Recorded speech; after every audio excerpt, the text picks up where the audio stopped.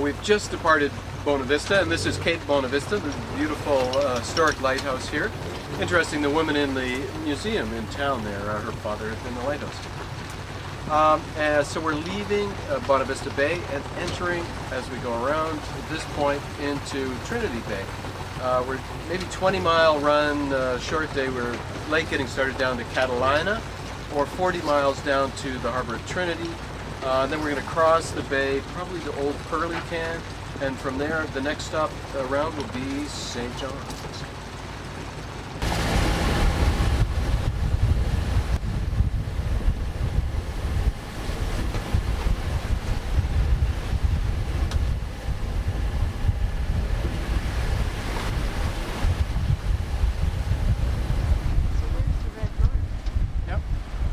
Green ahead. Let's stand up to see the green. So it should be off, just off the port bow.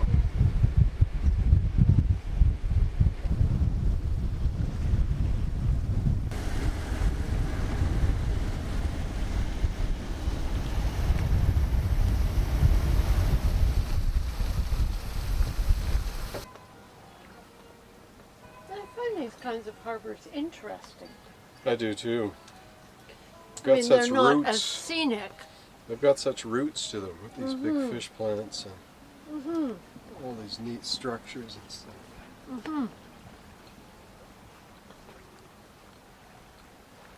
I mean, and they all really,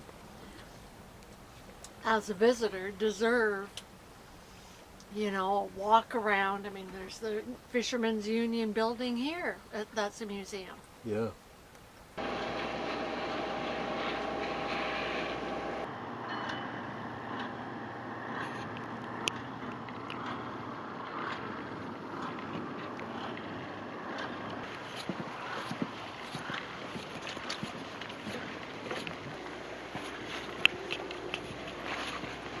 Like she said downstairs, these red houses in here, these are the row houses, and they were for the retail and the management of like the trading company and the union, and they rent it for $12 a month because they have power and water. And the white row houses on top of the hill, they rent it for $8 a month because they only have power, and they were rented by the fishermen, the white ones.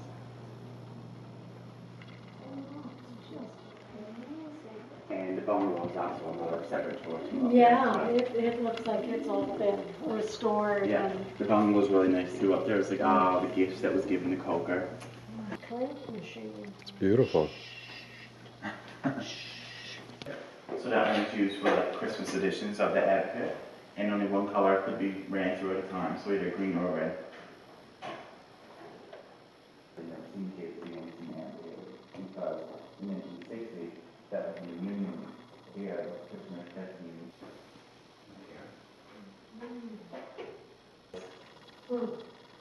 So it wasn't very fun. No kidding. Yeah. And right here, this is a picture of Portland.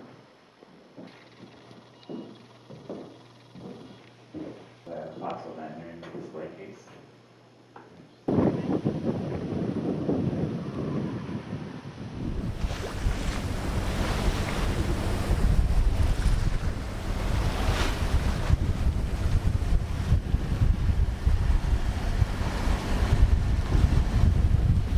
Comfortable? Yeah, I'm comfortable. So we go to 170, is that what you said? 175 to Bacalao Tickle. 175. Huh? So here we are, a motor stay zone, and it's really the only option with our kind of big, heavy Niagara 35 here.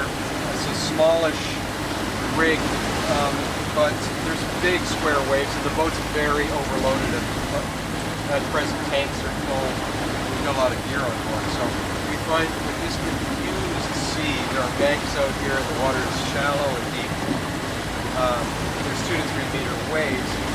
What we do is put the reef in the main, the first reef, unfurl our staysail, and then run the engine about 2,000 RPM, which just keeps us ticking along. We're getting well to weather. We're almost pointing right up to our course, Bacalao Island, and we're making 7 knots in that direction. So And it's relatively comfortable. If we shut the engine down, we'll just sort of stop and we'll sit in the troughs of these waves and be very uncomfortable. And if we put the jib out, the boat will tend to get overpowered and sit on our rear. So this is really a good option, very fuel efficient, using less than 2 liters of fuel an hour at 2,000 RPM.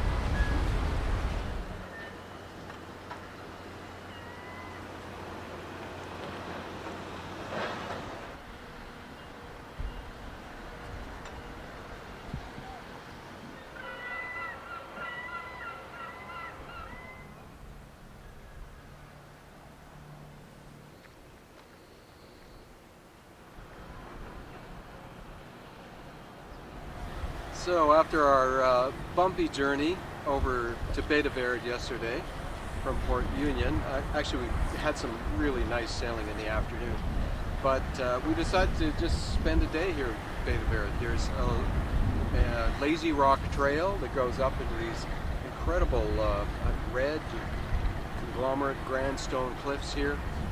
There's an interesting museum that we were just into, the Blunden House.